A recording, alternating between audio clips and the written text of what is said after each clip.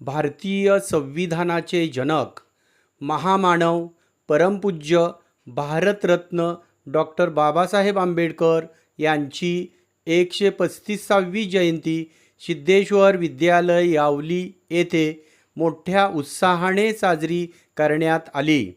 विद्यालयाचे मुख्याध्यापक लोहकरे सर यांच्या शुभहस्ते भारतरत्न डॉक्टर बाबासाहेब आंबेडकर यांच्या प्रतिमेचे पूजन करण्यात आले.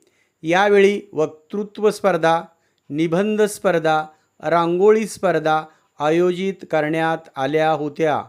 या कार्यक्रमास विद्यालयातील सर्व कर्मचारी व विद्यार्थी मोठ्या संख्येने उपस्थित होते.